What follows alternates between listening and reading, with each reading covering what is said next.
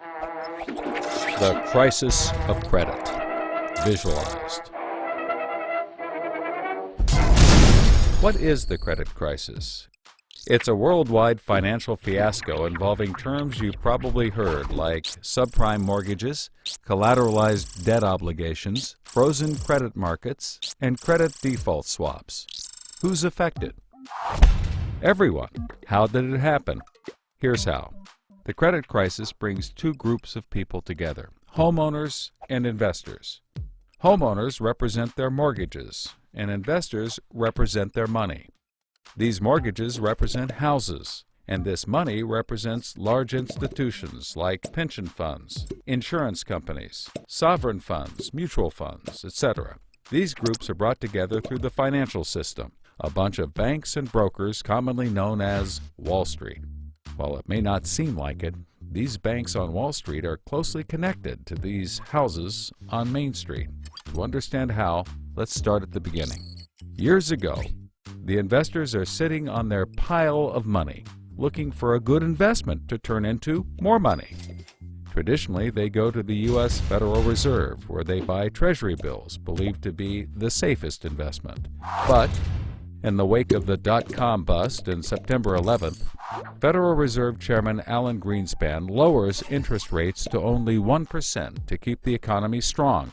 1% is a very low return on investment, so the investors say, no thanks. On the flip side, this means banks on Wall Street can borrow from the Fed for only 1%. Add to that general surpluses from Japan, China, and the Middle East, and there's an abundance of cheap credit. This makes borrowing money easy for banks and causes them to go crazy with leverage. Leverage is borrowing money to amplify the outcome of a deal.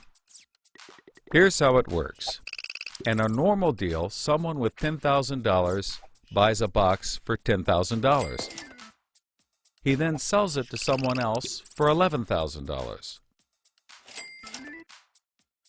For a $1,000 profit, a good deal.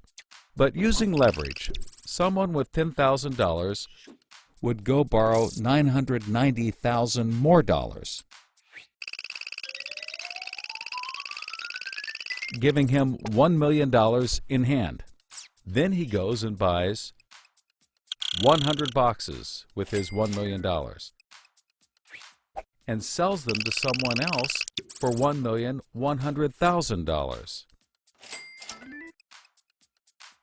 Then he pays back his $990,000 plus $10,000 in interest. And after his initial $10,000, he's left with a $90,000 profit versus the other guy's $1,000. Leverage turns good deals into great deals. This is a major way banks make their money. So Wall Street takes out a ton of credit, makes great deals, and grows tremendously rich, and then pays it back. The investors see this and want a piece of the action, and this gives Wall Street an idea. They can connect the investors to the homeowners through mortgages. Here's how it works. A family wants a house, so they save for a down payment and contact a mortgage broker. The mortgage broker connects the family to a lender who gives them a mortgage. The broker makes a nice commission. The family buys a house and becomes homeowners. This is great for them because housing prices have been rising practically forever. Everything works out nicely. One day, the lender gets a call from an investment banker who wants to buy the mortgage. The lender sells it to him for a very nice fee. The investment banker then borrows millions of dollars and buys thousands more mortgages and puts them into a nice little box. This means that every month he gets the payments from the homeowners of all the mortgages in the box. Then he sicks his banker wizards on it to work their financial magic, which is basically cutting it into 3 slices: safe, okay, and risky. They pack the slices back up in the box and call it a collateralized debt obligation, or CDO. A CDO works like 3 cascading trays.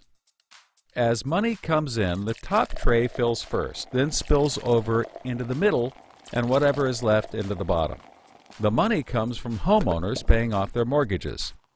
If some owners don't pay and default on their mortgage, less money comes in and the bottom tray may not get filled. This makes the bottom tray riskier and the top tray safer. To compensate for the higher risk, the bottom tray receives a higher rate of return, while the top receives a lower, but still nice return. To make the top even safer, banks will insure it for a small fee called a credit default swap. The banks do all of this work so that credit rating agencies will stamp the top slice as a safe, AAA rated investment, the highest, safest rating there is. The OK slice is BBB, still pretty good, and they don't bother to rate the risky slice. Because of the AAA rating, the investment banker can sell the safe slice to the investors who only want safe investments. He sells the OK slice to other bankers, and the risky slices to hedge funds and other risk takers. The investment banker makes millions. He then repays his loans. Finally, the investors have found a good investment for their money, much better than the 1% Treasury bills. They're so pleased they want more CDO slices. So the investment banker calls up the lender, wanting more mortgages. The lender calls up the broker for more homeowners, but the broker can't find anyone. Everyone that qualifies for a mortgage already has one, but they have an idea.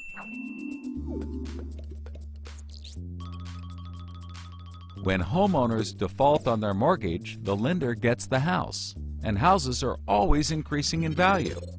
Since they're covered if the homeowners default, lenders can start adding risk to new mortgages, not requiring down payments, no proof of income, no documents at all. And that's exactly what they did. So instead of lending to responsible homeowners, called prime mortgages, they started to get some that were, well, less responsible. These are subprime mortgages. This is the turning point. So, just like always, the mortgage broker connects the family with a lender and a mortgage, making his commission. The family buys a big house. The lender sells the mortgage to the investment banker, who turns it into a CDO and sells slices to the investors and others. This actually works out nicely for everyone and makes them all rich. No one was worried because as soon as they sold the mortgage to the next guy, it was his problem. If the homeowners were to default, they didn't care. They were selling off their risk to the next guy and making millions, like playing hot potato with a time bomb. Not surprisingly, the homeowners default on their mortgage, which at this moment is owned by the banker. This means he forecloses and one of his monthly payments turns into a house. No big deal. He puts it up for sale. But more and more of his monthly payments turn into houses. Now there are so many houses for sale on the market, creating more supply than there is demand, and housing prices aren't rising anymore. In fact, they plummet. This creates an interesting problem for homeowners still paying their mortgages. As all the houses in their neighborhood go up for sale, the value of their house goes down, and they start to wonder why they're paying back their $300,000 mortgage when the house is now worth only $90,000. They decide that it doesn't make sense to continue paying, even though they can afford to, and they walk away from their house. Default rates sweep the country and prices plummet. Now the investment banker is basically holding a box full of worthless houses. He calls up his buddy the investor to sell his CDO, but the investor isn't stupid and says, no thanks. He knows that the stream of money isn't even a dribble anymore. The banker tries to sell to everyone, but nobody wants to buy his bomb. He's freaking out because he borrowed millions, sometimes billions of dollars to buy this bomb, and he can't pay it back. Whatever he tries, he can't get rid of it.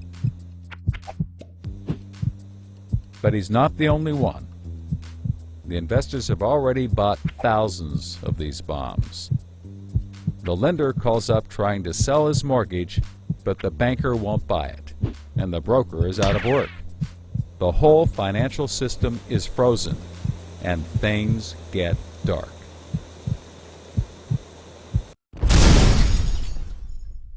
Everybody starts going bankrupt. But that's not all. The investor calls up the homeowner and tells him that his investments are worthless.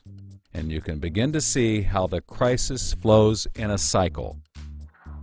Welcome to the crisis of credit.